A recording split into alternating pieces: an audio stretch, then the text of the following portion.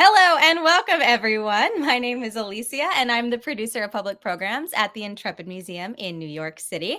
Tonight, in honor of the 80th anniversary of the USS Intrepid's commissioning, we're so thrilled to bring you a very exciting and very rare chance to go behind the scenes with us through a very special area of our ship, the mess deck, where thousands of men dine during their time at sea, and the galleys, where the cooks prepared about 7 tons of food each and every day. So in just a bit, we'll be joined by our head curator, Jessica Williams, who'll be walking us through the space. And if that wasn't enough, we also have with us tonight a former crew member, Al Schumacher, who will also lend some insights from his time on board. Throughout the program, we invite you to put any questions or comments that you might have in the chat, and we'll do our best to get through them all. But before we do that, everyone, before we jump into that, a little about us here at the museum, if you're not already familiar. Our complex is located on the west side of Manhattan. We are floating right here in the Hudson River, and our museum is housed inside of the historic World War II Essex-class aircraft carrier, the former USS Intrepid. And for a little bit of background, the keel of our ship, the very bottom of it, was actually laid in preparation for World War II on December 1st, 1941. And then just 6 days later, on December 7th, Pearl Harbor was attacked. And that dragged, of course, the United States into the conflict. And what was estimated to take 3 years to build ended up taking just 17 months. So our ship began service 80 years ago this year, August of 1943. It was active throughout World War II and the Cold War, and it also played an important role during the space race as a prime recovery vessel for 2 NASA spacecraft that splashed down into the ocean after their missions. Then it went on to serve in the Vietnam War on 3 combat cruises from 1966 to 1968. And a few years later, it was eventually decommissioned to then become a museum in 1982 after being saved from the scrapyard. So last year, we actually celebrated 40 years as a museum, and our mission remains the same: to honor our heroes, educate the public, and inspire our youth. On site, we've got 28 military aircraft on display. We've got the NASA Space Shuttle Orbiter Enterprise, a Cold War era nuclear missile submarine, the USS Growler, and of course, the National Historic Landmark itself, the aircraft carrier USS Intrepid, celebrating its 80th anniversary since its commissioning this year. So without further ado, everyone, I would actually like to bring on screen and welcome here our special guests who will be giving us our tour tonight. We have Jessica Williams, who is the head curator at the Intrepid Museum. She has a master's degree in historic preservation from Columbia University and has been part of the Intrepid team for 15 years. She oversees the interpretation of the ship's 2 historic vessels, the aircraft carrier Intrepid and the submarine Growler, and develops long-term temporary and digital exhibitions. In addition, she oversees the museum's collections department, guiding the development and the use of the museum's rich collection of artifacts, archives, media, and oral histories. Also joining us tonight is former crew member Alan Schumacher, who served on board the aircraft carrier Intrepid from 1971 to 1973. He was an aircraft survival equipmentman 3rd class with helicopter squadron HS-11. He provided the pilots and the aircrew with all of the essential gear required to keep them safe, including helmets and flight suits, survival equipment, parachutes, life rafts, and much more. And of course, on topic for tonight, he also ate there on board the ship too. So thanks so much, everyone, for joining us. I'm now going to hand it over to Jessica and Al. Take it away. Thanks, Alicia. And hi, Al. Thank you for having me, Jessica. Yeah. What a privilege. And, we're going to talk a lot about food tonight, but I think, we would be remiss in not just talking a little bit more about your job on the ship, which Alicia described a little bit, but just tell us what your day-to-day was Besides like. eating food? Okay. Well, I was called a parachute rigger.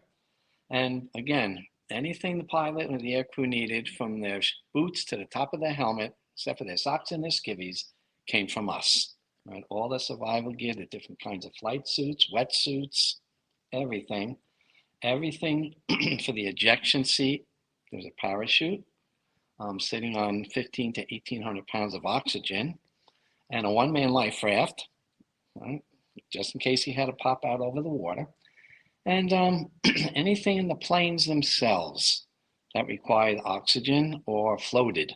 So even the seat cushions in the helicopters came from us, and we maintained. That's a big responsibility because it's really somebody's life, right? It was a job, Yes, we got that in the beginning. Yes, somebody's life is in our hands. But after a while, you just kept doing it over and over again. And, it's your regular everyday job. And everybody was safe. Yeah, Yeah. which is great. And it's always interesting to hear about the many different jobs that people had on board the ship. There's one story I remember from you before we get into food about packing a story about packing a parachute when you were in training. If you don't mind sharing that We story. had to, well, we were showed how to do it first of all. We learned. And then you had to keep packing it and packing and packing over and over again until you could do it like in hardly any time at all. And then they told us, okay, guess what? Tomorrow you're going to pack your chutes and you're going to go out on the line and you're going to jump using both your main chute and the reserve chute that you're going to pack. So everybody was like, oh, you're going to jump out of a perfectly good airplane. Oh, okay. But it turned out to be a lot of fun. It really did. The first one got that little tap on the back, out the door. Okay. But no, it was fun. Yeah, definitely a way to make sure that you know what you're doing, which Hmm. is to Yes. test it on your own self. Yes. Yep. And, again, like your job is one of so many jobs, but people come together right here Yep. to eat. So we're standing inside one of the ship's enlisted galleys. So this is the forward galley. And galley, it's another word for kitchen. Kitchen. Yep. And we can see behind us that is a pretty big space with big equipment. So in this part of the ship, or in the galley, were people who had the job of commissary man, and they were the ones who were doing the cooking. So that was their job. So while Al is taking care of survival gear, the guys who are working here are basically just cooking 3 meals a day for a crew of around 3,000 people. So that adds up fast in terms of the amount of meals that they're cooking. I'm going to correct you. It was Yeah. 4 meals a day. Oh, yes, that's right. We're going to talk about that. Yeah, tell us about, yes, thank you. It's good. It's good to be corrected within the first, keep it coming. Yeah, so tell me about the fourth meal. Okay, I worked nights. I was not ship's company, I was air company. So our days were 12 hours long. So mine was 1900 to 0700. I worked nights.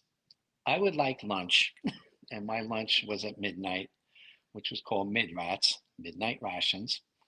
So we got either the good old leftovers, which a lot of times were pretty good, or they would just whip up some stuff, cheeseburgers, hamburgers, cheese sandwiches, hot dogs, whatever was laying around, basically. But they would also try out some new menu and some new dishes, just to liven themselves up, I think, the cooks and us. So they try it at midnight, and most of the times they were okay or pretty good. So if they were pretty good, we give them a thumbs up, and if it was, we gave them the thumbs down. And they never complained that they got too many thumbs down. They just got rid of that menu. Don't ever make that again. Yeah, and I guess I know that they were often checking on food waste and stuff too, right? So besides they want you all to be happy, they don't want food to be wasted. Right. You could go back, you have your meal, and if you wanted more, that was fine, but you better eat it. Okay. They made food that was, okay, I'm from the Northeast. What are grits? Just give me a little bit because I don't know. And things like that, or collard greens. Still not my favorite. Yeah, but they would give you a little bit just to try it out. And if you didn't eat it, well, okay, fine. But that's the last time you're ever going to take them. Okay. Yeah. It's good. So, It's kind of there was very little waste. Yeah. yeah, and it's neat to have the opportunity to try different things, Yes. like good Yes. for you, and also again, like you were saying, for the cooks to try different things so they're not bored doing Right. the same thing all the time. Right. Yeah. So the Chow Line, well, the ship had a few different Chow Lines as far as where you would line up, and one of them was right on the other side of where we're standing now. Yeah. We have a photo that Alicia can put on the screen of some guys waiting on the Chow Line, but yeah, so we're inside. So inside these compartments here where, yes, where food would go. So tell us about the process of coming through the Chow Line. Okay, well, you didn't want to waste time, first of all, but you also wanted to get here at a good time, okay? Because the Chow Line could extend, and both lines were open during the days. At night, only one line was open. So you didn't want to come a little late because you're waiting, and it could be a 15-minute wait before you actually started getting your food. So of course you'd pick up your tray first, and and then gentlemen would be back here, the commissary people, and what do you want? You know, we're making eggs, we're making French toast, we're making pancakes. You know, what would you like? And they, just hold out your tray. And they'd slop it on. Nice. And so you could choose any or some or all of the things on offer. Right. They always made at least 2 different things for breakfast, at least, if not more. Yeah. And then you had your grits or your even French fries. Okay. For breakfast. Yeah. And toast, which was fresh made hours before. So, yeah. It was good. And so for you, were you doing the night shift all the time you were on board, or most of the time? Most of the time I did the nights, yes. Okay, Yes. so for you then, dinner is your breakfast. Yes. And then you're having mid-rats. Uh-huh. And then is breakfast your dinner? Breakfast was my dinner, yes. Yep. Did you have one of those meals that you liked better? I'm going to have to say breakfast. Breakfast, like official breakfast? Yes. Well, no. Well, yeah, because I could eat 4 times a day if I wanted to. Yes, I could hit every meal there was. But now it's getting a little carried away.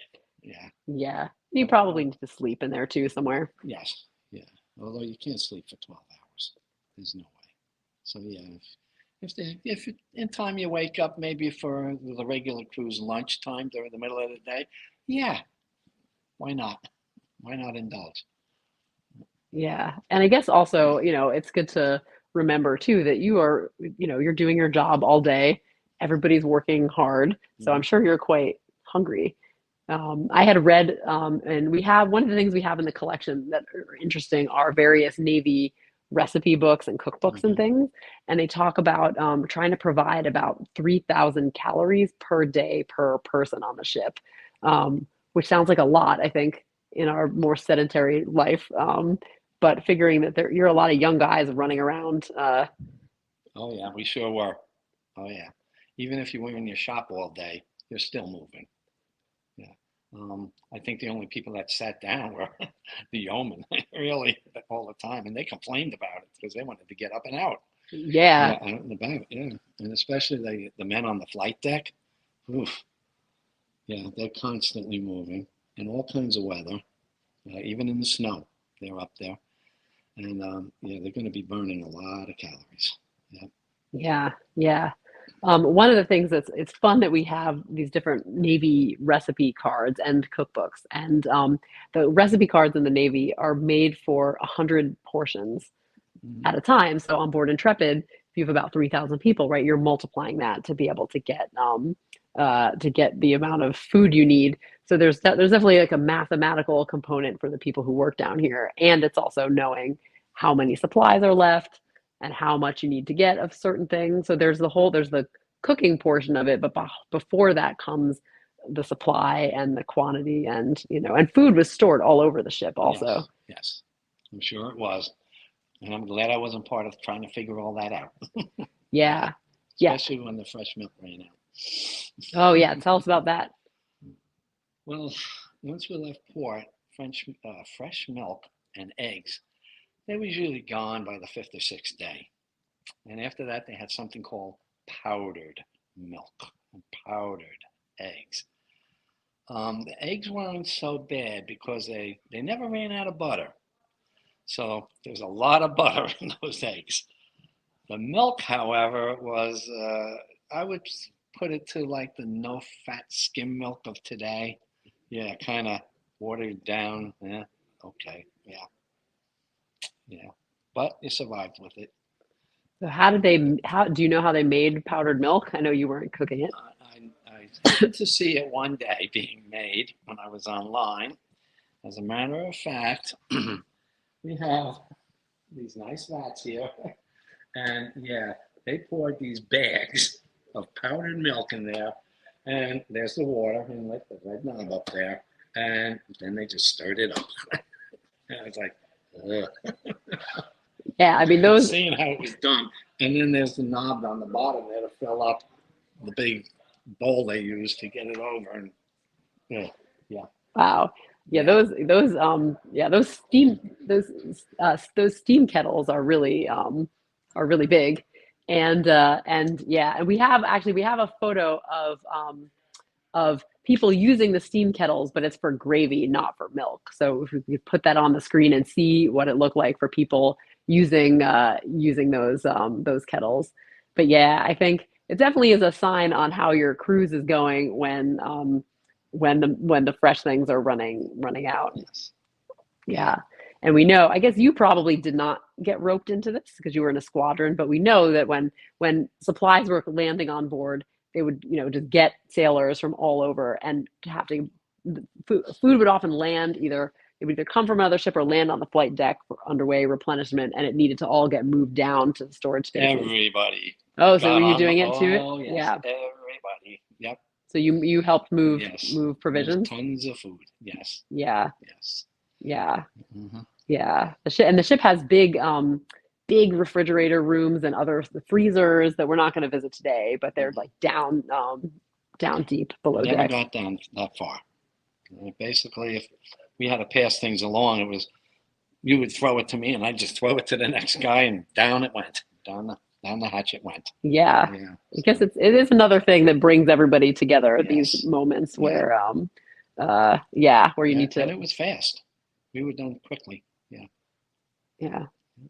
That's And good. like I said, helicopters brought them over from the supply ships, or they sent them across by line. Mm-hmm. Okay. So yeah, they had everything going at the same time. Yeah. Just get us moving. Yeah. Yep. Yeah. Get it done and get going. Yeah. I mean, there's so many things because you're off in this floating community, kind of detached from everything else, right? From so the world? yeah, Yeah. detached from Yes. the world. I mean, Yes. so how to like gather together to do all these jobs. Yeah. They would just grab you and say, "You stand here." Okay. And that was it. Yeah. Yeah. So a couple of hours, that's what you did. And it was just a couple of hours and you were done. Yeah. Yeah. Yeah.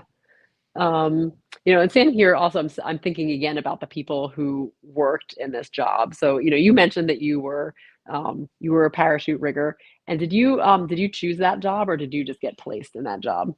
In boot camp, about the third weekend, I'd say, we had something called Service Week. And what they do is they stop all your training and you do a job. So they said, "Well, what jobs would you like?" And here's a list of jobs. I said, "Oh, bakery. Yeah, I'll do baking." Okay, well, baking was at night. Loved it. So, of course, when it came time to pick your jobs, they give you these big books with every job they have in the Navy. Of course, I put baking, it's number one. And then I went into aircraft maintenance, avionics, all that stuff. And then we get our postings. It seemed that everybody in our company whose last name was S and one guy whose last name was T all became parachute riggers. And we all said, "Well, sitting here for 4 hours looking through this book was a total waste of time." They just put us here. Yeah. Yes. Gives you some sense of choice. Yeah, and it just didn't work. Yeah. Unless you had the aptitude for, something. They saw something in you. But you wanted to bake. I wanted to bake. Yes. I could be a good baker. Yeah. Yeah, it's one of the things that's interesting, I think, about the ship and the food, food service is that that there was a bakery on the ship. It's not here. It's another. It's a space that's farther aft.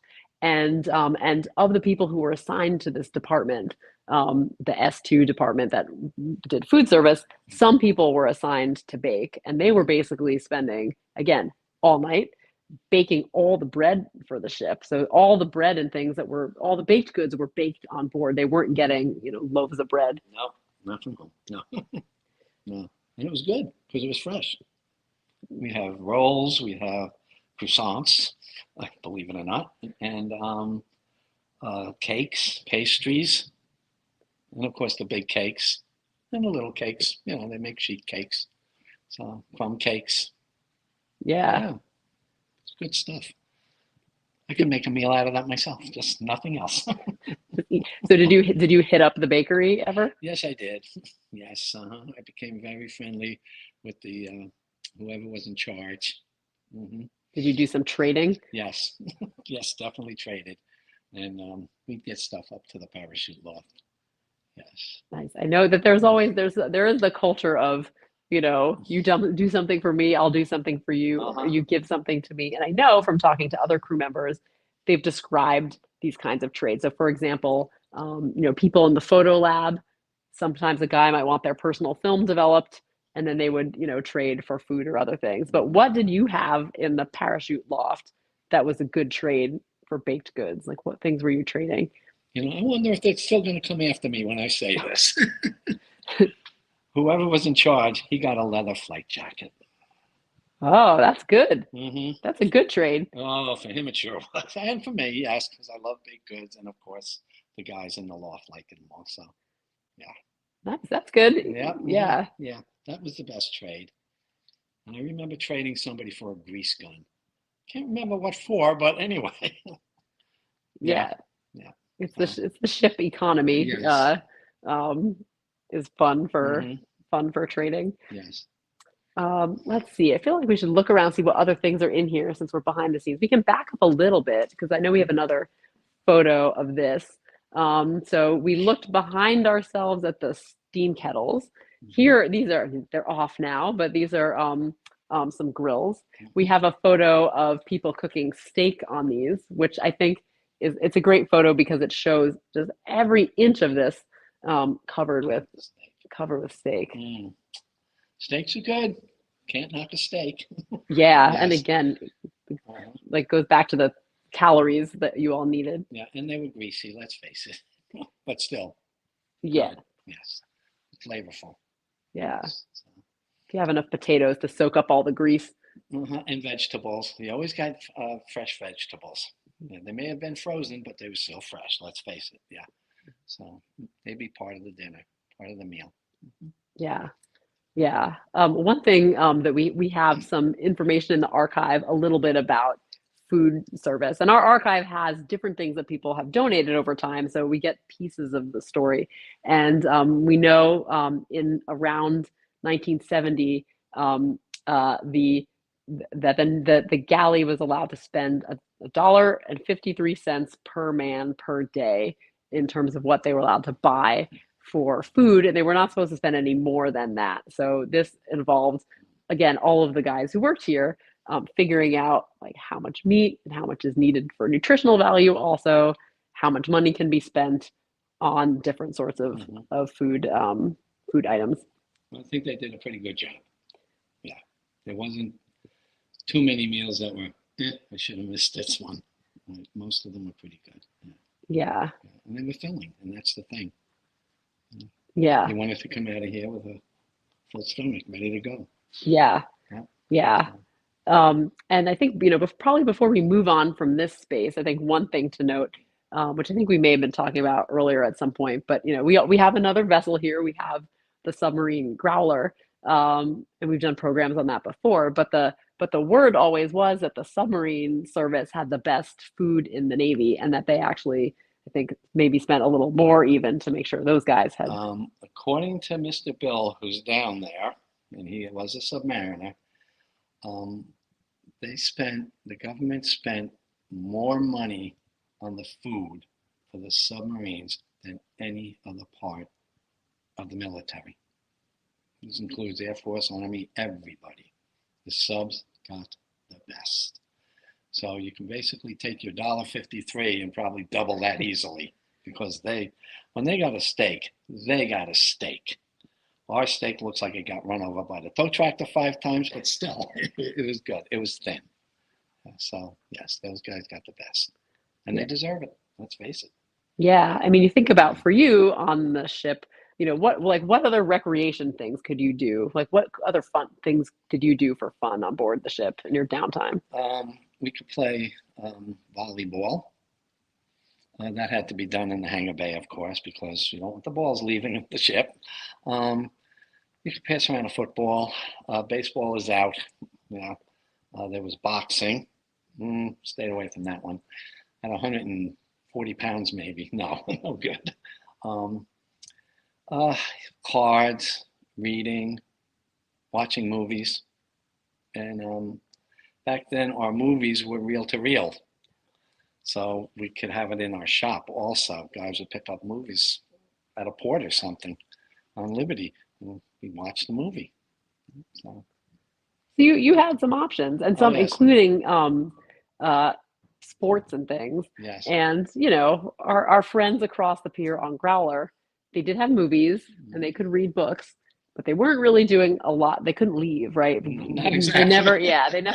They never went on port visits, mostly, and they didn't have opportunities to entertain themselves. Right. So they had a hard job in a closed space, and meals.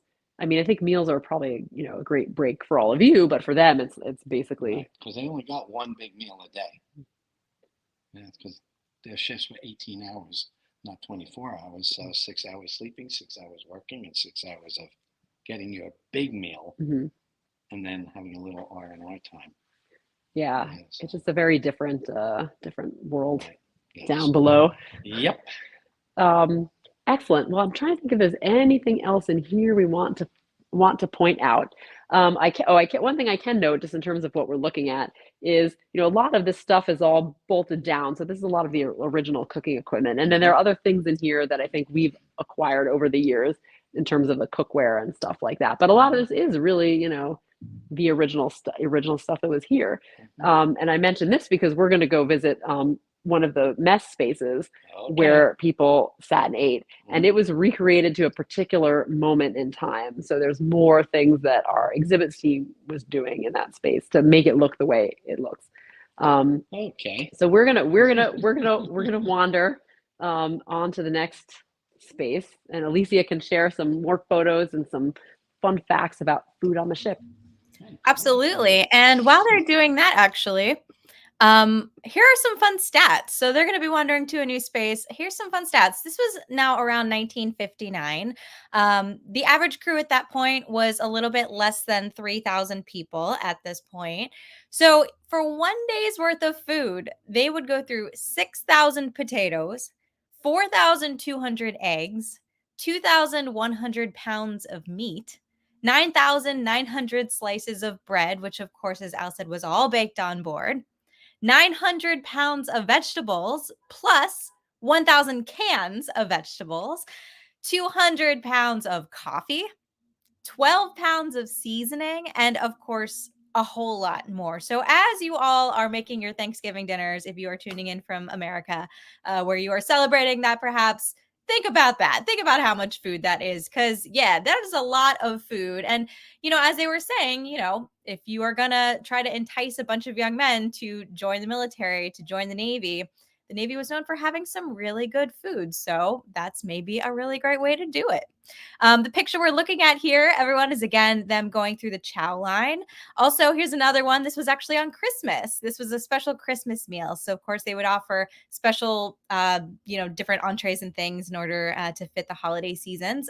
We'll look at a menu in just a bit from Thanksgiving, but all sorts of different things. And another fun thing that they had also was ice cream. Jessica and Al, I see you guys are back on screen here. Could you talk to us a little bit about the ice cream and why that was so special at Intrepid? A lot of ships didn't either have ice cream or they had a very small ice cream maker, and we had lots of ice cream. So we could make the ice cream right on board. And I did see it coming, during replenishment, on the way replenishment, we did get frozen ice cream, the ice cream frozen, of course. But again, we always had lots of ice cream.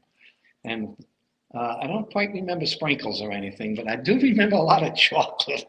You could squish chocolate on it or put it over a chocolate brownie, and make your own little thing. Yeah, so that was very good. It was a nice break. It was very refreshing. Oh, that sounds great. Yeah. It also, I mean, we're doing this program at dinner time here, so talking about all this food makes me hungry.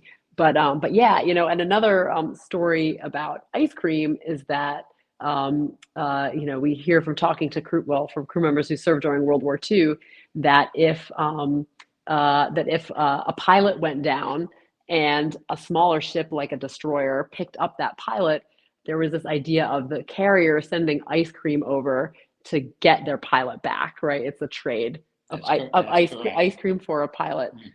Because again, it's something that was available on a larger ship like this that might not have been available on a smaller ship. Depending on the rank, was depending on how many quarts of ice cream went back or how many tubs of ice cream went back. And that went on the Highliner. Yeah. Seat that went over. Yeah, so, and you had to send the ice cream first before you got the pilot back. Of course, right? We gotta pay up. Yeah, very specific about that. Yes. So we've moved now into one of the spaces on the mess deck where enlisted sailors eat. And this space has been recreated to a very particular moment in Intrepid's history, which is about a year or so before Al came on board. So we'll talk about this in a minute, but this is not the environment as it looked for you. And this is a particularly colorful moment. It's very, what we have here dates to, or it's recreated to look as the mess deck looked in like late 1969 and 1970. And at this moment, the Navy was giving money to ships and also shore facilities to improve the living facilities for sailors, because this was during the Vietnam War, and the Navy was trying to make the Navy seem a little bit more friendly, a little bit more enticing, to encourage people to stick with the Navy, because reenlistments were down during the war. And so Intrepid had extra money to decorate shipboard living spaces. One funny thing is that as the crew was doing this, they had a suggestion box in the mess deck where people could make suggestions. And one of the suggestions that they got was, why are you spending all this money on decorations and not on food? And so they responded, well, we have the pool of money, this $1.53 per person for food, and we're not allowed to spend more than that. And this is the pool of money for decorations. So a chief and an officer on board at this time went to a bunch of yard sales and found all this. I think it was mostly the chief who did this funky kind of Western stuff that we see around here. And then use that to decorate these spaces. And each one is a little bit different. So we have a photo of what this space looked like historically from 1970. But there are other ones that are painted more butterscotch, as they said. There's one that's very like 70s kind of color palette. There's one that's more like kind of quasi French cafe decorations. And so try to make the spaces more fun.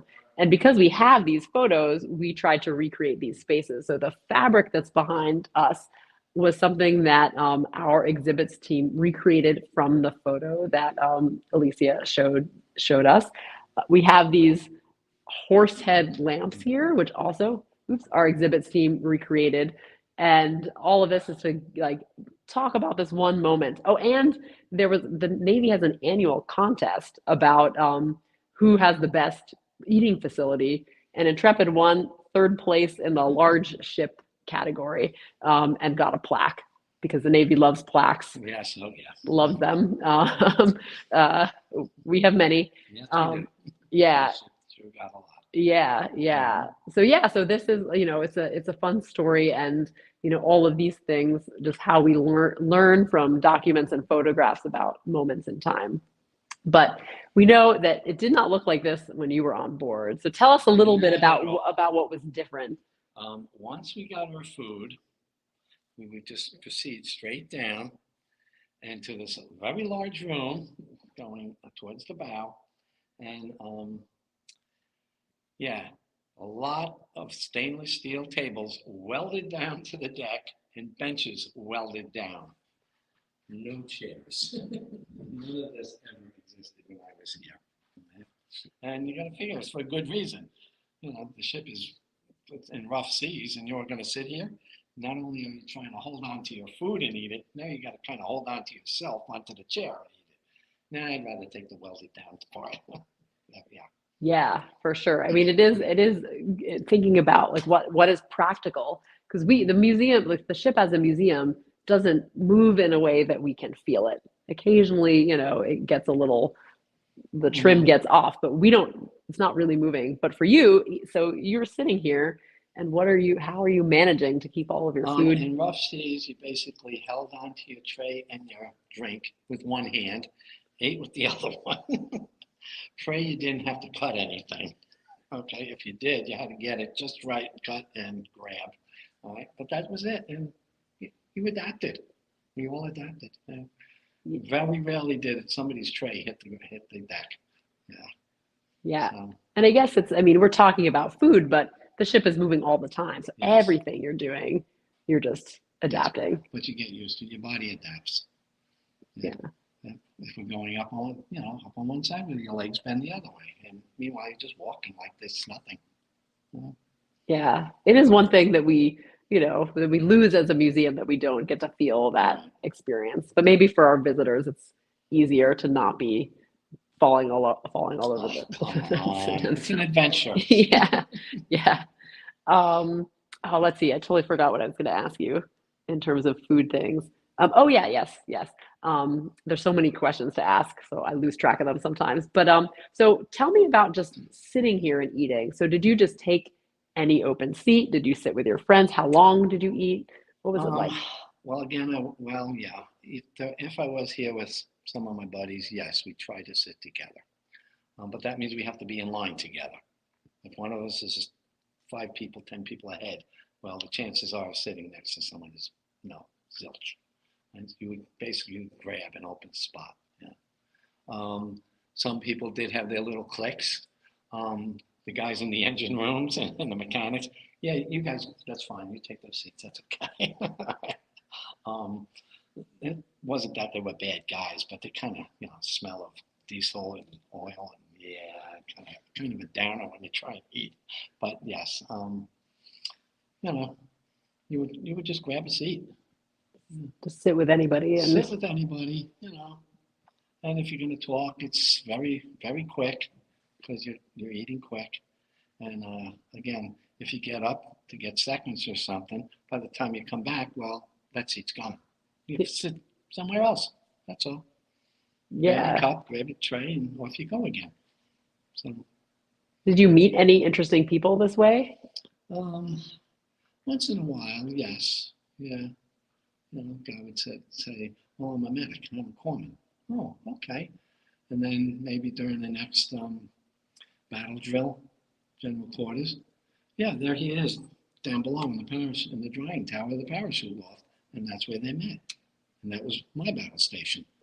I met you on the Chow Line, and then we get to talking like it was nothing. But there'd always be training. So I was with a group of medics and a doctor. This was it.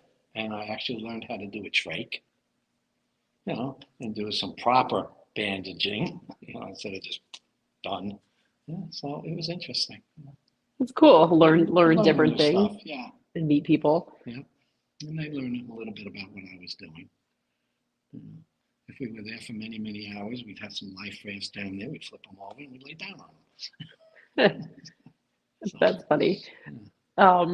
So let's see. So one thing that we have that Alicia can share with us that I also printed out so we can see it is an example of one of the menus from the ship in terms of like the kinds of things that you would eat on the Chow Line. So and it's a lot of different things. So I'm just going to read one of them just for sharing what they're worth. This is a supper menu. So this would be breakfast for you. Mm-hmm. There's vegetable soup, ham logs, gravy, sweet potatoes, applesauce, lima beans, hominy, salad bar, tuna salad, apple spice cake, ice cream, bread and butter. So this is, again, a lot of really solid food. There's Yes. also there's a letter and number code on the side of it, which is the Navy recipe card. So that's just one example. But what are the kinds of things that you remember like sitting down and eating here and liking? I definitely like the ham steak. And of course, I liked any baked goods, desserts. I could eat desserts all day, but let's face it. Um, uh, I ate almost everything. And again, if there was something I didn't see, like hominy, well, that's grits. Yeah. I'll try just a little of them, and no, not for me. Okay. And other guys, of course, because they were from the South or the Midwest, they loved them because that's what they grew up on. And they didn't like a lot of the stuff that we ate. So at least every meal had something for everyone. So that I saw. Yeah. Yeah. Yeah, and these menus we have in our collection, they identify some of those like special meals as being like, Texas barbecue night or like New England seafood night or, other sorts of things. They're Right. also, I don't know if they had this when you were on board, but some of the menus show things like French food or Italian night. So there was sort Yes. of like European kind of Oh, yeah. things as Yes. well. Yes, Um, definitely. yeah. Yeah. You had also told me that you discovered that you had a food allergy through eating here. Yeah, it was midnight, mid-rats, and I love lobster. I like shrimp. We had that at home all the time. Well, one of the leftovers was shrimp. So I was basically here, a lot of shrimp. Boom, here's the sauce, everything to go with it. Okay, I'm good to go. And somewhere along the line, all of a sudden, I had a breathing problem. And, I stood up and I was like gasping. Luckily, there was a corpsman. He ran over to the wall, grabbed the kid off the wall, and shoved this plastic tube down my throat. I was ready to kill him. I really was. But it saved my life. And they just thought, okay, did he have a bad shrimp, get a bad shrimp? Or is this an allergy thing? So 3 days later, they found out that I'm allergic to shellfish. And I've been allergic all my life. So I can't have any of that still to this day. So, Wow. yeah. So you just were sort of like kind of tolerating it, and until this moment, it just Yeah. was too much. No, it was fine, but Well, yeah, or for your body. Yeah, my body changed somehow. Now to see my body change.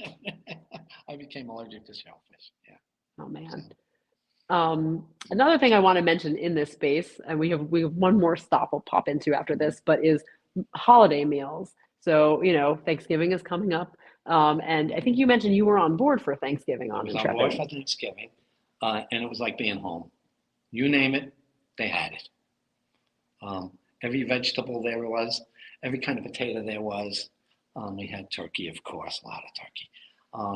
Ham, some other meats. Again, towards the southern, crawfish and things like that. Um, Everything.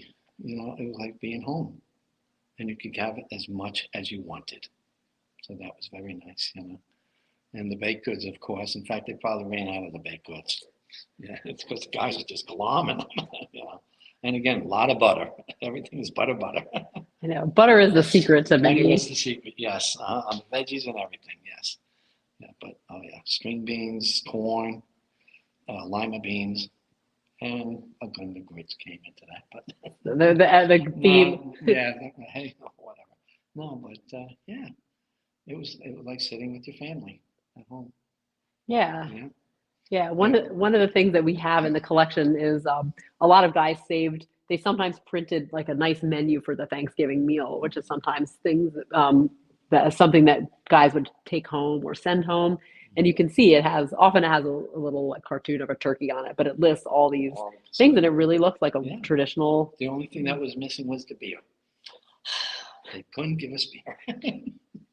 That might be another program for another day. I know you were drinking the powdered milk. Not the same. No. In fact, I think for Thanksgiving meal we had fresh milk. I do believe we had fresh milk. So That's nice. Yeah. That's a good, yeah. Yeah. That matters if that's, Yeah, it sure did. yeah. Yes. Yeah, because I can imagine, being away for a holiday like that, probably many people are feeling homesick. So making the effort to try to have Yeah. familiar food is really important for everybody. Yeah. And of course, we had soda, Coca-Cola, um, and bug juice. Had plenty of that. That's Kool-Aid mixed together with another Kool-Aid. Yeah, usually orange and grape. They were good. Yeah. So, And a lot of coffee. I don't know if you were a big coffee drinker. I know the Navy runs on wasn't coffee. really a big coffee drinker. In fact, I was the only tea guy in the whole shop. So yeah, it didn't go well. But anyway, they made do for me. But the coffee came in these 40-pound square tins. And needless to say, it depended on how many people were in the shop. You got so many tins. Okay. And maybe one tin would last this shop 3 days. Maybe one tin would last another shop 1 day, depending on how many. We always had a lot of tins up at the parachute loft. Somehow we finagled that one. Yeah. More trading, maybe. More trading, yes. Yes. Well, I am a tea person myself, so I'm with you in spirit on that. Excellent. Well, I think let's see. Probably we've looked at things here. So, and I know we're running out of time. I want to make sure we have time for questions, but we're going to go to one more spot, which is just across the way. Follow us along here.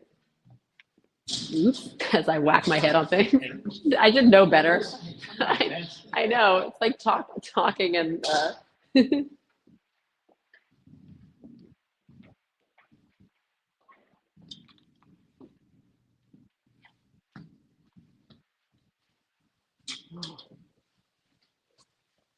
all right. So we're in our last stop. I know we have a little bit of time left. So this is another space that has the the funky decor here that was not here when Al was on board. No, I do not remember this at all. And I even asked some buddies and the former crew members, and they said, no, we didn't have any of this stuff. So yeah, it was a brief moment, I think, yeah, for a year, so. enough Okay. to get the award and move on. And one thing I realized I don't think I mentioned in the last space that at the time this was all looking this way, that was the second class mess. So second class petty officers could eat there. This was the first class mess. So there was a little bit down here in terms of people being able to eat based on their rate. Yeah. But chiefs and officers did not eat on this deck No. at all. No. And we were talking before about how chiefs had their own mess, with their own cooks, and they provided more or less their own food. Yeah, they had to put into their food budget. Yeah. Yeah. Yeah. So, and they had the best food. They Yeah. really did. They had better food than the officers did. Yeah, so the chief's mess is another place that's not open to the public, and the officers' mess, the wardroom, is actually in the area where my office is, and also where our collection is stored. I think we have a picture of that one too, people eating cake in the wardroom during World War II. And so that was a different experience as well, because that was a sit-down meal Yes. that was served to officers. Mhm. There was more, I think, decorum and things in terms of where you sat, sure there how you was. behaved, and all that kind of stuff. But yeah, so it is one of those things where what your job was on the ship affected a lot of things about your life, including where you ate and what you ate. Yes. Yeah. But again, when I was on board, there was no second class or first class lounges. Yeah. I do not remember that at all. Yeah, I think in the second class in particular, we know supposedly was an unusual thing because even at the time, the officer who helped set it up wrote about it, was describing it as being possibly unique in the fleet. I don't know if it truly was, but I think it was part of this idea of giving people A little, a little boost or something, morale boost. Yeah. Which is so, I mean, food is so important to Mhm. morale on ships, whether it's holidays or just daily meals or all of that. Mhm. Yeah. Yeah, they tried. They really did. They pulled it off. I can't say it. I don't remember too many bad meals, really. except for the shellfish one. No. That might not have been that might not have been the meal's fault, unfortunately. It's just Yeah, learning thing. Yeah. Well, one day if we do a future program on sick bay, we'll bring you back for that, and we can hear about I was there 3 times. the other end of things. Yeah. Yeah, and I meant to mention before too, because we were talking about you becoming a parachute rigger and a baker. And you learn this job in the Navy. A lot of the people, we have talked to some people who worked as commissary men on Intrepid, and many of them also, they just got assigned there, Yes. not necessarily because that's what they chose. And many of them did not come with any cooking background. Mhm. But the Navy trains you to do things that you've Yep. never done before, whether it's fold a parachute or, cook. Yeah, use those steam kettles. Yeah. So it's everybody has their job, and that's Yep. and A lot it'll of training. Everybody had a lot of training. yeah. Before we take questions, if there are any, are there any food stories that we didn't talk about that we should think about? Mm. Well, I had somebody that tried to steal my pineapple upside down cake off my tray once. Didn't go well to him, not me. Yeah. You don't touch anyone else's belongings unless you have to move them aside for something. But when it comes to food, you don't touch anyone's food. You don't take food off of anyone else's tray. No, yeah. You're gonna pay. Yeah, what do you know what motivated him? He just wanted the cake. Yeah, I guess we ran out of cake, and he was a big guy, and I was a little guy. So what did you do? I took my knife and I kind of stabbed his hand, and I went across the table at him. 'Cause I know that was your favorite thing to eat. Yeah, that is my favorite. Yeah, I have never had a better piece of pineapple upside down cake, and I'd love to get the recipe. Oh yeah, I meant to. I will look because we in our Navy cookbooks to see what we have, because I'm sure we have this somewhere. It's funny, and it seems like such a surprising thing to do, especially when you're sitting with people who you don't necessarily know.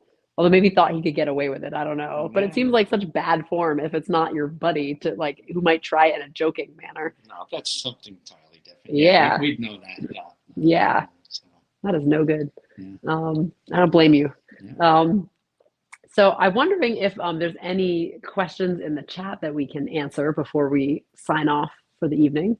Sure. Yeah. So, well, one of the questions actually was for Al, what were your favorite and least favorite foods? I know you mentioned that you loved baked goods, you loved your pineapple upside down cake. I'm assuming your least favorite would probably be the Sounds thing like that gave maybe you tried to speak, Alicia, reaction. but we couldn't hear what you said.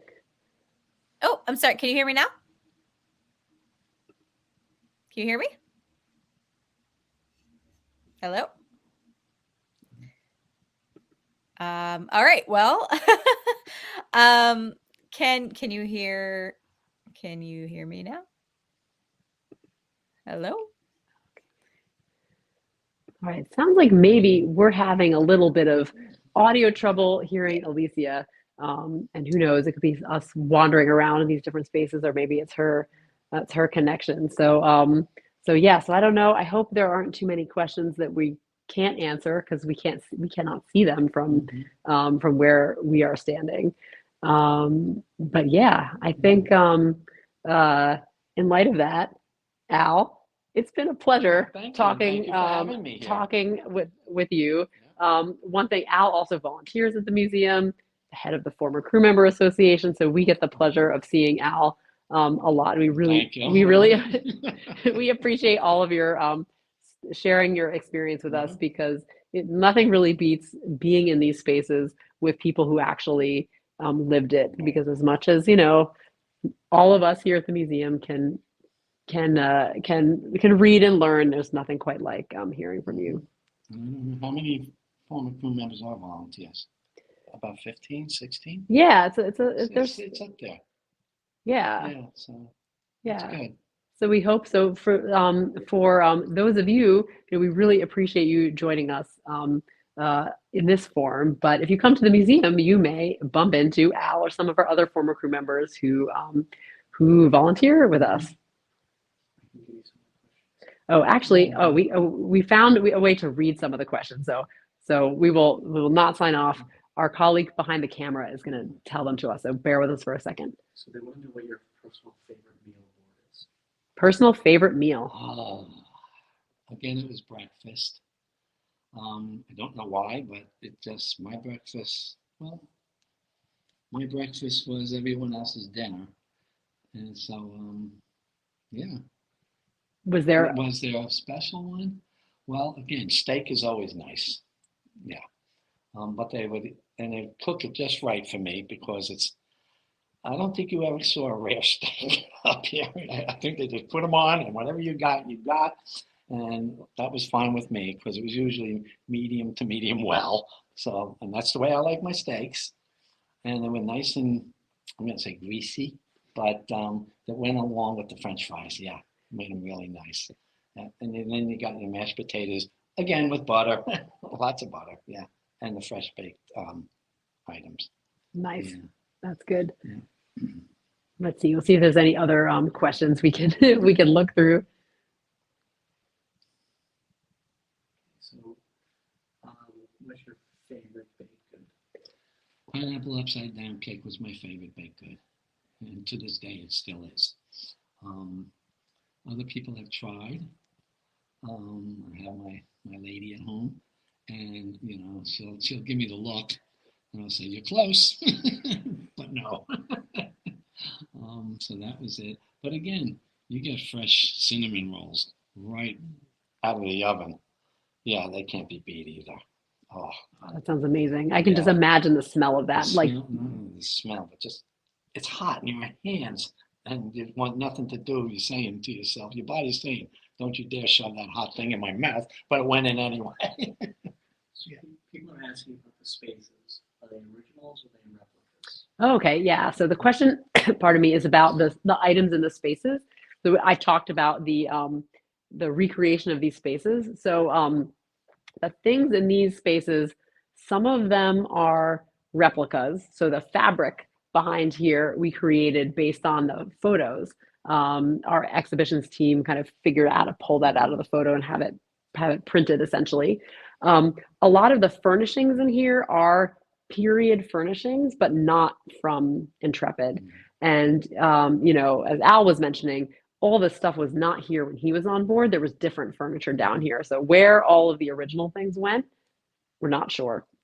But the things that are built into spaces, so things like all the equipment, cooking, Kitchen. yeah, the It was kitchen in the equipment, kitchen. yeah, that was all that's all original. Some of the metal countertops and things also original. So it's a mix of things that we we put into these spaces from the museum and things that were kind of welded down. Cool. All right. Well, I think we got through all of our questions. Alicia, I'm sorry we're not able to hear you, but thank you so much for kicking us off tonight. And again, thanks to all of you who have joined us this evening. We hope that you will come visit us at the museum. Our website has a lot of other information. It includes information about all of our programs. It includes information, ways to access our collections. So you can see some of photos of these spaces. I think some of our food related things are also available on our online collections. There's also ways that if you're interested in supporting the museum, whether through donations, also if you're a former crew member and want to get in touch with us, there are ways that you can do that as well. But thank you very much, and we'll see you next time. Yep, and I'm just going to pop in right now and just kind of pick up where she was leaving off. Yes, that concludes our program. Thank you again to our head curator, Jessica Williams, our former crew member, Al Schumacher, for your amazing stories and insights. And it always is so wonderful to have you both really to talk about all of these really cool spaces and this really special experience. And of course, thank you to everyone tuning in tonight as well, joining us, sharing your questions, your comments. If you do have any other questions, you can always feel free to reach out to us through our website, intrepidmuseum.org, or also through any of our social media channels.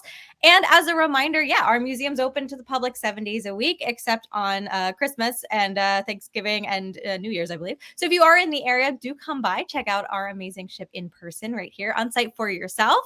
And as she was saying, we also have this really cool online collection, our e-museum database. So if you are interested in exploring our digital collections and learning more about the Intrepid and our artifacts, you can do that by visiting intrepid.emuseum.com. And lastly, if you enjoyed this program and this really cool kind of behind the scenes special 80th anniversary sneak peek, you can consider making a gift to support its preservation and other historic artifacts in the museum's care as we continue to honor the past and inspire the future for many more years to come. So you can visit support.intrepidmuseum.org to make a gift today. So once again, thank you so much, everyone, for joining us, for coming tonight, and hopefully we'll see you on site at the museum soon. Thanks, everyone, and yeah, we'll see you next time.